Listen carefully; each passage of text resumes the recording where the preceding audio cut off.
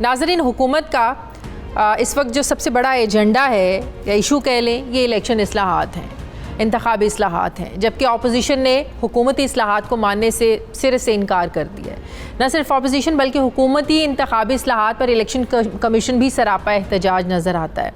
इंतखाबी इस्लाहात को लेकर opposition leader Shahbaz शरीफ ने 1 जुलाई को APC बुला रखी है, जबकि हुकूमती वुज़रा अपोजिशन को इंतखाबी इस्लाहात के लिए पार्लियामान में बुलाते हुए नज़र आते हैं। हुकूमत इंतखाबी इस्लाहात में ओवरसीज़ पाकिस्तानियों को वोट का हक़ देना चाहती है। इस पर भी अपोजिशन ने एतराज़ात उठा दिए हैं, जबकि कुछ दिन पहले शहबाज शरीफ ने ओवरसीज़ पाकिस्तानियों के लिए 2 सैनेट की नशिस्तें और 5 से 7 कौमी असम्बली की नशिस्तें रिज़र्व करने का मुतालबा किया और अपोजिशन लीडर की इस तजवीज़ को हुकूमत ने मानने से इनकार कर दिया है। नाज़रीन, इंतखाबी इस्लाहात को लेकर हुकूमत और अपोजिशन आमने सामने है। आज वज़ीर-ए-आज़म के मुशीर बराए पार्लिमानी उमूर बाबर अवान ने प्रेस कॉन्फ्रेंस की और कहा, अपोजिशन लीडर शहबाज शरीफ की तजवीज़ को उन्होंने कहा कि हम रद्द करते हैं, ये एक ड्रामा है। बल्कि तनकीद करते हुए कहा कि जो शहबाज शरीफ हैं ये पार्लियामेंट की बालादस्ती पर यकीन ही नहीं रखते। उनका कहना था कि वोट का इख्तियार ओवरसीज़ पाकिस्तानियों का बुनियादी हक़ है और इनको इंतखाबी अमल में शरीक करेंगे, लेकिन इसका तरीक़ेकार वो नहीं होगा जो शहबाज शरीफ चाहते हैं। जबकि दूसरी तरफ इंतखाबी इस्लाहात के क़वानीन पर शदीद तनकीद की वजह से स्पीकर कौमी असम्बली असद कैसर ने 14 रुकनी कमेटी भी तश्कील दी है। इस कमेटी में हुकूमत की जो नुमाइंदगी है ये वज़ीर दिफा परवेज़ खटक, वज़ीर मनसूबाबंदी Asad Umar, doctor Babar Awan, Chaudhry Tariq Bashir Cheema, doctor Fahmida Mirza, doctor Khalid Maqbool Siddiqui और खालिद हुसैन मक्सी करेंगे। जबकि अपोजिशन की तरफ से इस कमेटी में मुस्लिम लीग नून से शाहिद खाकान अब्बासी, सरदार अयाज सादिक, राना सनाउल्लाह और पीपल्स पार्टी से सैयद नवीद कमर, शाजिया मरी, MMA की शाहिदा अख्तर अली और BNP के आगा हसन बलोच शामिल होंगे। अब सवाल ये पैदा होता है कि हुकूमत और अपोजिशन क्या इंतखाबी इस्लाहात का जो एजेंडा है इस पर मुत्तफिक हो पाएंगे या नहीं। इस पर मैं बात करूंगी। मुझे ज्वाइन करें वज़ीर मुमलिकत बराए पार्लिमानी उमूर अली मोहम्मद ख़ान साहब। अस्सलाम वालेकुम, बहुत बहुत शुक्रिया। अली मोहम्मद ख़ान साहब से सबसे पहले जान लेते हैं इशाइये का हाल, जो अभी ये प्रोग्राम में इशाइये के बाद ही आ रहे हैं, शिरकत कर रहे हैं। अस्सलाम वालेकुम, बहुत शुक्रिया आपका। अली मोहम्मद ख़ान साहब, ज़रा इशाइये का हाल तो ज़रा बताएं, कैसा रहा, कितने कॉन्फिडेंट हैं आप लोग बजट को पास करवाने के लिए इस इशाइये के बाद? बिस्मिल्लाहिर्रहमानिर्रहीम, अल्लाहुम्मा सल्लि व सल्लिम मुबारिक अला सय्यिदिना मुहम्मद रसूलुल्लाह खातमुन नबीय्यीन सल्लल्लाहु अलैहि व आलिहि व अस्हाबिहि वसल्लम। बहुत शुक्रिया।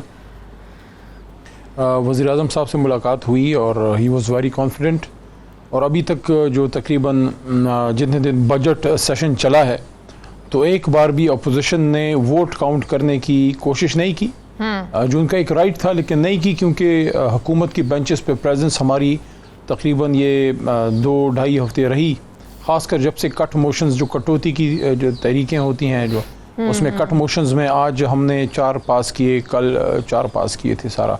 तो एलाइज भी आए हुए थे, हुकूमती अरकान भी थे और कल इंशाअल्लाह अल्लाह ताला के करम से, अल्लाह ने चाहा तो बजट पास होगा और इंशाअल्लाह बेहतर होगा, आसानी से मंजूर हो जाएगा, कोई रुकावट नहीं होगी, कोई बैरियर नहीं होगा, सकून होगा, सकून.com होगा और कोई कॉपियाँ नहीं चलेंगी, कोई लड़ाइयाँ नहीं होंगी। इस बात पर भी कोई इत्तफाक हुआ है कि नहीं हुआ? प्राइम मिनिस्टर ने इस बारे में कोई डायरेक्शंस दी हैं कि ऑपोजिशन जो मर्जी करे, हम हुकूमत है, हमारी रिस्पॉन्सिबिलिटी ज़्यादा है?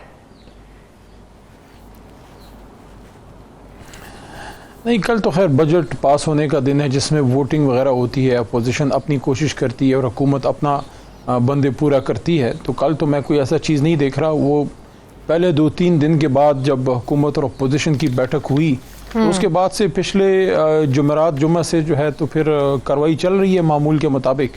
तो मैं नहीं समझता, मैं कोई नहीं देख रहा कि कोई दोबारा कोई किताबें जो हैं उसकी मंजनीक़ें चलेंगी। तो वो मंजनीक़ों वाला प्रोग्राम मेरे ख्याल में फ़िलहाल मौखर है। चलें, ये तो ज़बरदस्त है, अच्छी बात है, ऐसा ही होना चाहिए, पॉजिटिव जेस्चर ही जाना चाहिए ईवान से। अच्छा, अब आते हैं ज़रा इंतखाबी इस्लाहात की तरफ। हुकूमत चाहती है ओवरसीज़ पाकिस्तानियों को वोटिंग का हक होना चाहिए, उन्हें ये राइट मिलना चाहिए। शहबाज शरीफ साहब कहते हैं कि ओवरसीज़ पाकिस्तानियों के लिए मखसूस नशस्तें होनी चाहिए, सैनेट में भी और कौमी असम्बली में भी। वो आप लोगों की तजावीज़ मानने को तैयार नहीं है, आप लोग उनकी तजावीज़ मानने को तैयार नहीं हैं। अगर शहबाज शरीफ साहब सीट्स रिजर्व करने की बात कर रहे हैं, इस पर अब हुकूमत को क्या प्रॉब्लम है, क्या मसला? अगर वोट का हक उनको मिल सकता है तो क्या सीट्स रिजर्व नहीं हो सकती उन लोगों के लिए? सब चीज़ों पे बात हो सकती है और होनी भी चाहिए, लेकिन पार्लियामान में होनी चाहिए और आइन के पैरामीटर्स के अंदर होनी चाहिए। और जो उसके लिए कमेटी बनाई है, अपोजिशन का अब काम है कि वो भी अपने नाम दे और उसमें बैठे डिस्कस करें। इंशाल्लाह कानून साजी का काम जो है वो तो बैठ के ही हो सकता है, वो तो चीख चला के तो नहीं हो सकता, पार्लियामेंट के अंदर ही होना चाहिए। बार अगर वो कोई अपना APC वगैरह करते भी हैं, एक पॉलिटिकल एक्टिविटी तो होगी, लेकिन सैंक्टिटी तो जो पार्लियामेंट के अंदर होता है, अहमियत तो उन्हीं चीज़ों की है। और अभी ये कानून सेनेट की कायमा कमेटी बराए कानून बराए लॉ में ये जा चुका है, तो वहाँ अपोजिशन की भी तगड़ी नुमाइंदगी है, हुकूमत की भी है, या वहाँ पे बैठ के कर लें इसमें जो भी अमेंडमेंट्स कोई प्रपोज लेकिन सेनेट में तो रुकावट बनेगी, डिस्कस कर लें, या फिर जो कमेटी अभी स्पीकर साहब ने बनाई है वहाँ के कर लें। ठीक है, APC की कोई अहमियत नहीं है, जो भी एक सियासी एक्टिविटी तो हो सकती है। आप बिल्कुल सही बात कर रहे हैं। कौमी असम्बली में तो आप लोगों ने मंजूर कर लिया, लेकिन आप लोगों को पता है कि सेनेट में आप लोगों की मेजॉरिटी नहीं है, सेनेट में दिक्कत होगी आप लोगों को। देखिए, मंजूर कराना कोई, मैं नहीं समझता अल्लाह ताला के फजल से कोई हमारे लिए मसला होगा, क्योंकि अगर सेनेट से नहीं होता तो हम जॉइंट सेशन से भी करा सकते हैं, जो माजी में हमने किया, लेकिन हम वो चाहते नहीं हैं। क्योंकि ये इलेक्शन एक ऐसी चीज़ नहीं है जो कि गवर्नमेंट की पॉलिसी, जैसे कोई फ़र्ज़ करें नया पाकिस्तान हाउसिंग अथॉरिटी हमारा फ्लैगशिप प्रोजेक्ट है, या कोई भूखा ना सोए खान साहब का फ्लैगशिप प्रोजेक्ट है, या बिलियन ट्री सुनामी है। वो एक ऐसी चीज़ है कि हुकूमत वक्त करती है, अपोजिशन उस पर तनकीद भी करे, तो उसमें हुकूमत का ही बेसिकली काम होता है। लेकिन इलेक्शन हम इसको समझते हैं कि इसमें हुकूमत और अपोजिशन दोनों बराबर के तकरीबन स्टेक होल्डर हैं। काफ़ी तादाद अपोजिशन बेंचेस पे बैठी है, तो एक चीज़ की वक़्त और उसकी पॉलिटिकल वेटेज और सैंक्टिटी तभी बनेगी, उसकी अहमियत तभी होगी जब उसमें अपोजिशन का इनपुट आएगा। इसलिए हम चाहते हैं कि अपोजिशन को इसमें एंगेज करें। अदरवाइज़ पास कराना हो तो अगले दिन हम जॉइंट सेशन में करा लें, लेकिन हम चाहते हैं कि अपोजिशन इसमें अपना किरदार अदा करे, क्योंकि at the end of the day 2023 में फिर हमने और अपोजिशन ने, हम सब ने जाके फिर इलेक्शन वहाँ से लड़के दोबारा सब लोगों ने आना है। और ज़ाती दुश्मनी तो नहीं है, सिर्फ सियासी इख्तिलाफ है। तो अगर वो चाहते हैं कि दोबारा, अपोजिशन के दोस्तों को कह रहा हूँ कि अगर आप लोग चाहते हो कि दोबारा 2023 में कोई ना रोए पीटे, कोई शिकायत ना करे धांधली की, तो फिर अभी वक्त है, हमारे पास टाइम मौजूद है, आए और इसमें अपना रोल पॉजिटिव प्ले करें। मैं समझता हूं कि बड़े-बड़े मसाइल बैठ के हल हो सकते हैं। ऑपोजिशन के नज़दीक EVM धांधली को रोकने का हल नहीं है सर, आप लोगों के नज़दीक यही हल है। कोई दूसरा ऑप्शन आप लोगों के पास है? ज़ाहिर ऑपोजिशन और हुकूमत ने मिलना है, बैठना है, बात करनी है, जो कमेटी असद कैसर साहब ने बनाई है, या आप लोगों के नज़दीक यही हल है EVM, इसके अलावा कोई ऑप्शन नहीं है? नहीं, उसमें जो इलेक्शन लॉज में तो बहुत सारी अमेंडमेंट्स और भी हैं, उस पर भी बात हो सकती है। EVM इसलिए इम्पॉर्टेंट है कि अभी उसको हम राइट ऑफ नहीं कर सकते। वज़ीर आज़म साहब जो है इसको समझते हैं कि ये एक अपॉर्चुनिटी है कि जिस तरह वो क्रिकेट में एक न्यूट्रल अंपायर लेके आए, शुरू में सब ने तनकीद की, आज पूरी दुनिया में है।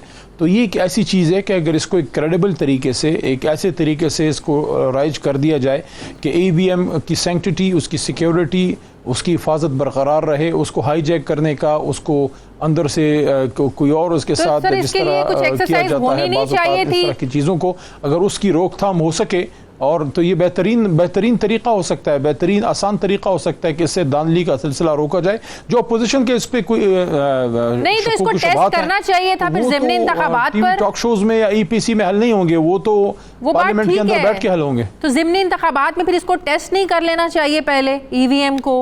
वो तो नहीं किया आप लोगों ने। Why not? मेरे ख्याल में बेस्ट ऑप्शन है कि इससे पहले कि 2023 के एक बहुत बड़ी ग्रैंड ऑपरेशन में इसको ट्राई किया जाए for the first time. I think ये बेहतरीन सोल्यूशन है कि इसको बाई इलेक्शंस में या छोटे इंतखाबात में, बल्दियाती में, इन सब में, और उसमें जो वकला के इंतखाबात होते हैं, जो हमारी बिजनेस कम्युनिटी के होते हैं, अभी बल्दियाती इलेक्शन आने वाले हैं, उन सब में ट्राई किया जाना चाहिए, किया जा सकता है। और उसमें कुछ सुकम खामियां अगर सामने आती हैं तो वो फिर जनरल इलेक्शन तक दूर भी कर ली जाएंगी। मेरे ख्याल में बड़ी मुनासिब तजवीज़ है। बहुत बहुत शुक्रिया वज़ीर मुमलिकत बराए पार्लियामेंट अली मोहम्मद खान साहब मेरे साथ।